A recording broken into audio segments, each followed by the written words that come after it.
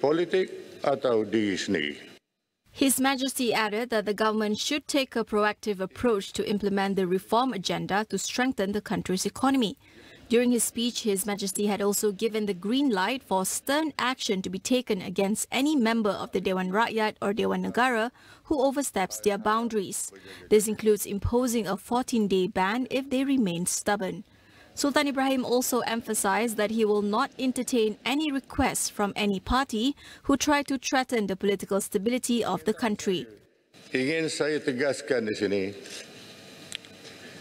yang saya tidak akan melayan sebarang permintaan daripada mana-mana pihak yang cuba menggugat kestabilan politik negara.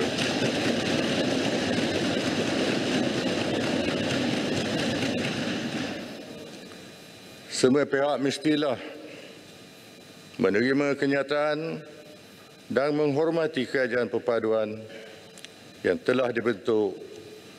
Jika ada hendak bermain politik, tunggulah masa pilihan raya yang akan datang. This is the first parliament opening ceremony by Sultan Ibrahim since being sworn in as the 17th Yang di-Pertuan Agong on January 31st. Policy efforts should be geared towards enhancing the protection and productivity of the informally employed workers. World Bank Country Manager for Malaysia, Dr. Yasuhiko Matsuda, highlights the vulnerability of informal workers who often lack opportunities for skill development due to limited resources. Some of the informally employed people are productive, right? But many of them are very vulnerable. And the vulnerability leads to inability to further invest in their own skills enhancement or taking risks for start new businesses. So the foundational policy requirement is that these people feel secure, that they are well protected in case they get into accidents or their business doesn't do well, and then they have something to fall back on so that they can keep engaged in our labor market. And once you do that, I think their contributions to the overall economy can also be maximized. Matsuda said Malaysia can enhance the protection of informally employed workers by measures such as enhanced access to microinsurance, private retirement saving funds, and voluntary saving schemes. He said this during the launch of Informal Employment in Malaysia, Trends, Challenges and Opportunities for Reform report earlier today.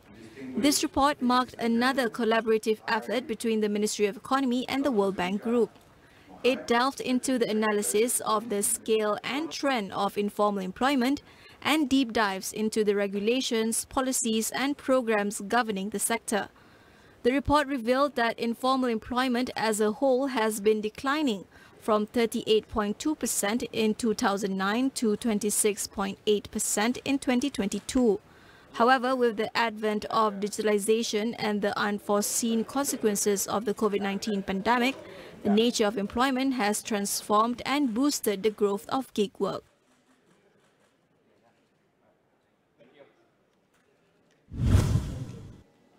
How can children's literature empower the next generation to take action on social issues, health and sustainability? Karimah El-Khoury, the United Nations Resident Coordinator in Malaysia, Brunei and Singapore, discusses the potential of reading and the importance of including messages of hope in books for children. We think of memory, of what we are shaping today in terms of trying to inculcate a sense of empathy, curiosity, imagination, because they will need all these skills to build the future. Then to what extent can we really put that also in a context where they could do something about it? And I think knowledge is power, the responsibility of educators, the responsibility of teachers, of parents, the responsibility of younger brothers and sisters, of older brothers and sisters, in really building that. So a book that has those, values, but also gives hope and agency, because children will build tomorrow's future, whether we like it or not. So let's give them the tools and make sure that literature contributes to that. Meanwhile, Loh Kem Ming of Teach for Malaysia proposed enhancing access to literature through reading skills. So in a recent interview with Andres Schleicher, who is one of the directors at OECD that runs the assessment, he was mentioning a lot about Malaysian context. You know, there are a lot of resources. So we do have libraries in every school. We have reading corners. But I think one of the main things he was thinking about is how do we empower communities and teachers to really be focusing earlier, starting younger, right? And so to start younger, if you reach a school age of maybe 6 or 7, if you're not able to read at that level, you're actually already behind. And that's where the struggle is for a lot of students in urban poor communities. So I think that focusing on the fundamentals is definitely something that we should be thinking about. I think Malaysia has the potential, both students that can be internationally competitive, but also we do have a threshold that we need to ensure we raise the floor in terms of reading comprehension and literacy as well. We'll go for a short break. Stay with us.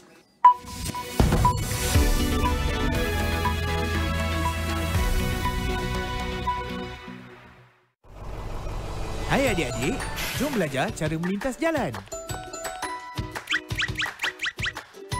Lihat kiri, kanan, kiri sebelum melintas. Membantu pelajar melintas dan pastikan pelajar selamat sampai.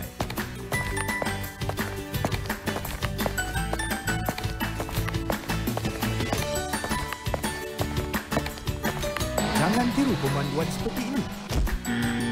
Contohi pemanduan dan peraturan dengan berhemah.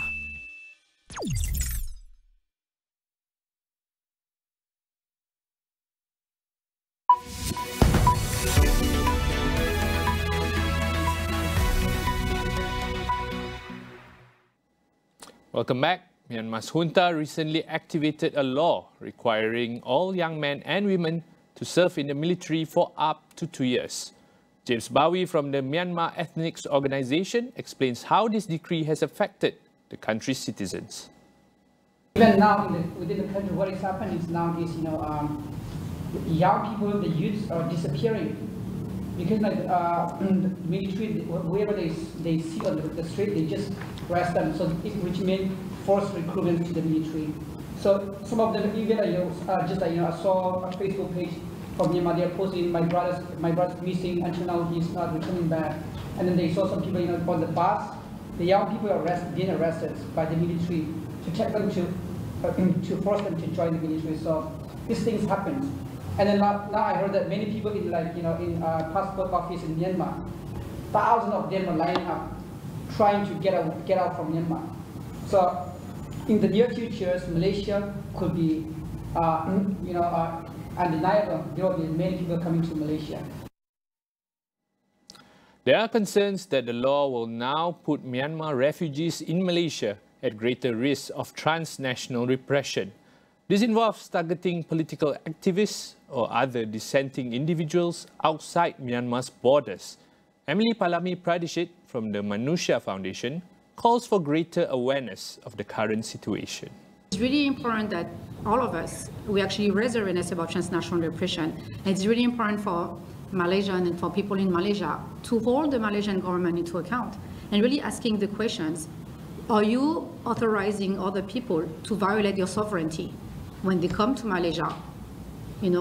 When they are arresting Burmese activists or when Burmese authorities are coming here, or security forces are coming here to arrest activists, to abduct them, or any other activists here in Malaysia. Do you allow them to do that? So these are the questions that really people need to ask the Malaysian government. What are you going to do about transnational repression?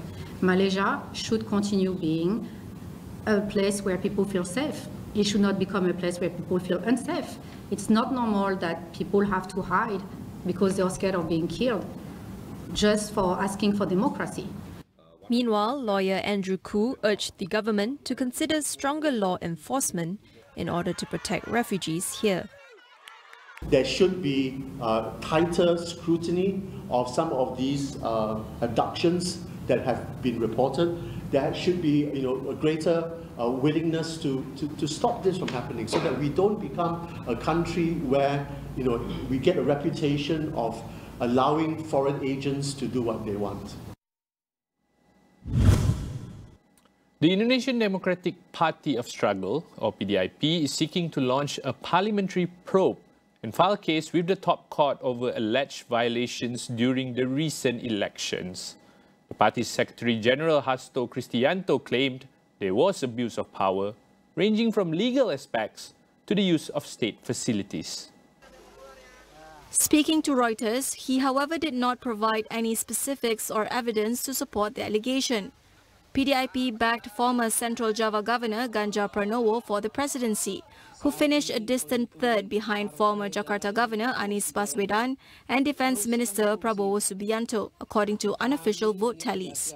Prabowo's campaign, however, is embroiled by allegations of corruption, ethical breaches and meddling after the tacit backing by President Joko Widodo, whose son is likely to become the next vice president.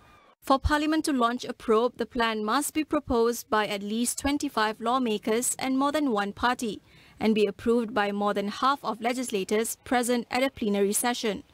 On February 23rd, three parties behind Anies said they would support a PDIP-led probe, and in doing so would constitute a majority with 314 of 575 seats. South Korea has given striking young doctors 4 days to report back to work as several major hospitals face disrupted services. The government warns they will face a minimum 3-month suspension of medical licenses if they do not return by the deadline. The ultimatum came as around 9,000 medical interns and residents stay off the job in protest at a government plan to increase admissions to medical schools by 65%. Vice Health Minister Park Min-soo said those who fail to return to work could also face further legal action, including investigation and indictment.